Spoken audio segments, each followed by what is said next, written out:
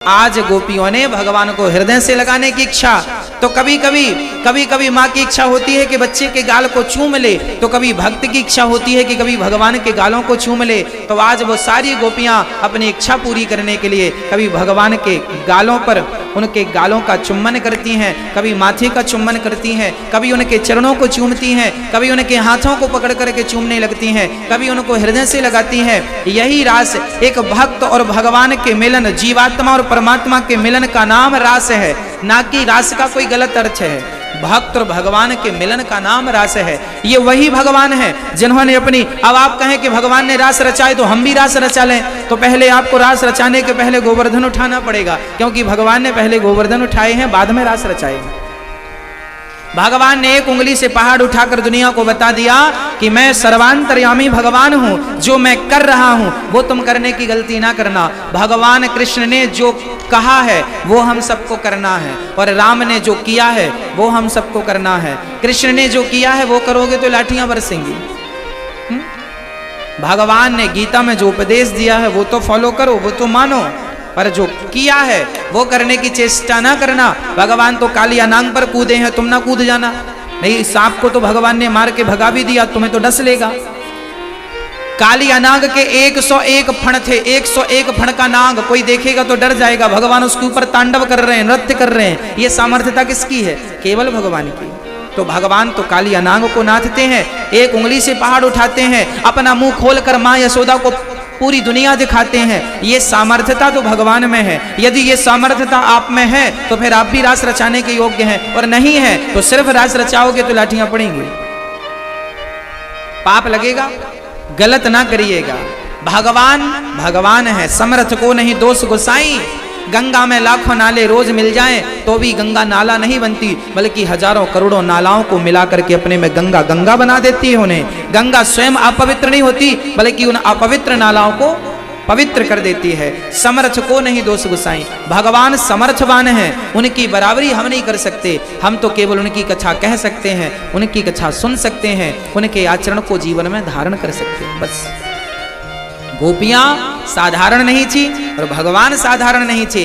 इस लीला पर आपको कोई संदेह ना हो किसी भी प्रकार का, केवल इस लीला से प्रेम जागे। ये सारी कथाएं जितनी भागवत में हैं, ये सारी कथाएं केवल आपके भीतर के प्रेम को जगाने के लिए हैं, बस। ये निकेन विधि से, इस कथा से, उस कथा से, उस पुराण से, इस ग्रंथ से, किसी भी प्रकार से आपका सोया हुआ प्रेम भगवान के प्रति जाग जाए, बस यही कथा की सार्थकता। यदि आपके हृदय में भगवत प्रेम जाग गया तो हमारा कथा सुनाना और आपका कथा सुनना दोनों ही सफल है।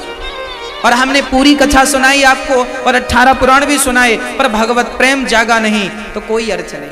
और मैं एक दिन कह रहा था किसी व्यक्ति से कि सुनो, भगवान के प्रति देखिए प्रेम तो सबके भीतर है। इस दुनिया में ऐसा कोई नहीं है जिसके भीतर प्रेम ना हो, परंतु उस प्रेम को भगवान के लिए जगाना पड़ेगा। अभी आपके भीतर का प्रेम जागा तो है, पर पत्नी के लिए, पुत्र के लिए, परिवार के लिए वो प्रेम यदि भगवान के लिए जाग जाए तो वो प्रेम सफल हो जाएगा और ये जीवन भी सफल हो जाएगा। परंतु वो प्रेम है तो सही, जागा भी है, पर संसार तक सीमित रख लिया दुनिया ने उसे भगवान की तरफ मोड़ा नहीं है। बच्चों से, परिवार से प्रेम करना गलत नहीं है, पर जब समय उम्र बढ़ जाए, सब कामों से निवृत्त हो जाए, तब मन भगवान की तरफ लगा देना चाहिए, टर्न कर लेना चाहिए मन को। आज गोपियों को प्राप्ति हुई और भगवान आज भी, ये पूरा वृंदावन जो है, पूरा वृंदावन भगवान का रास क्षेत्र है। बंसी वट से लेकर के निधि वन से लेकर के जो पूरा वृंदावन का परिक्रमा मार्ग है, एक गोपी तो थी नहीं, लाखों गोपी तो थी नहीं, करोड़ों गोपियां थी। उस रास में शंकर जी भी गोपी बनकर आए थे और नारद जी भी गोपी बनकर आए थे। भगवान ने स्त्रियों के संग रास नहीं रचाया, पुरुषों के संग भी रास रचाया है। अर्थात रास, गोपियां केवल स्त्री नहीं, गोपी मतलब गोपी का अर्थ एक व्यवस्था थी।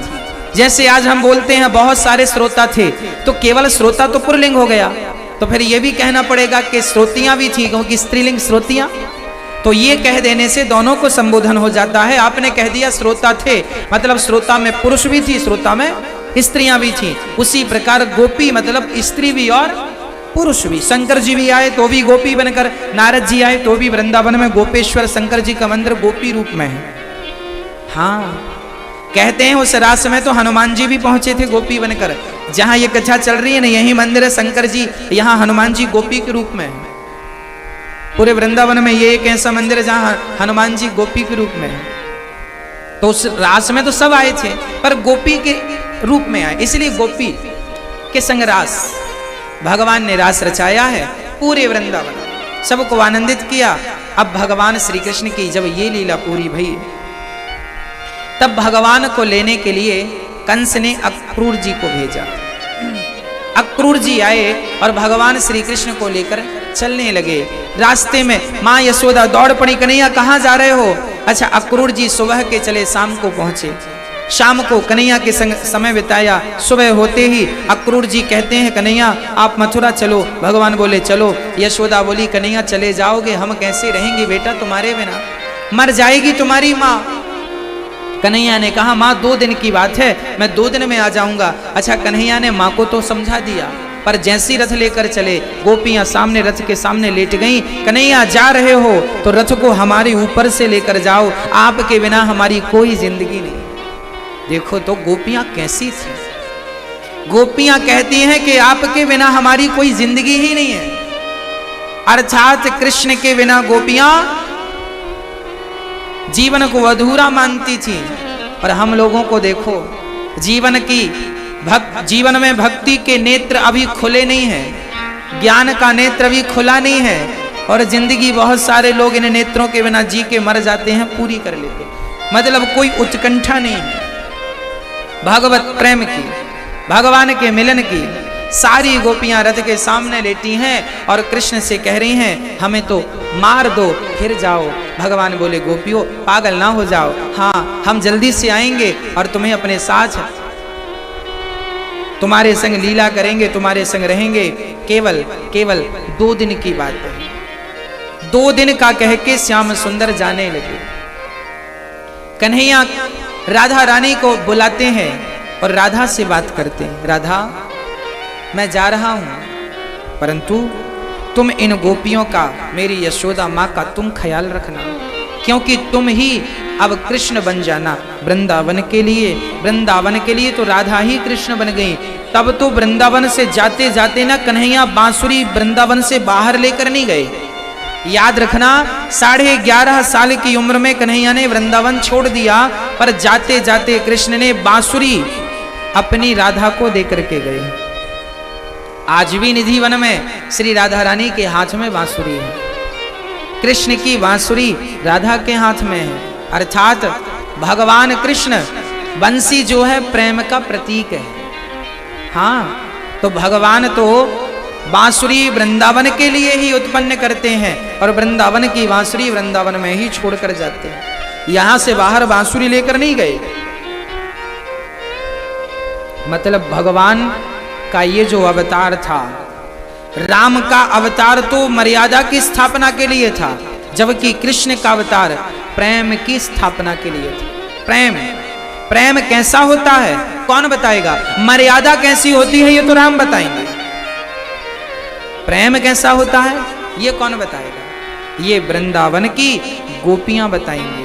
कृष्ण से प्रेम कर लिया, अब कृष्ण ये जो छोड़कर जा रहे हैं ना, कह रहे हैं 2 दिन में आऊंगा, ये 100 साल तक नहीं आएंगे।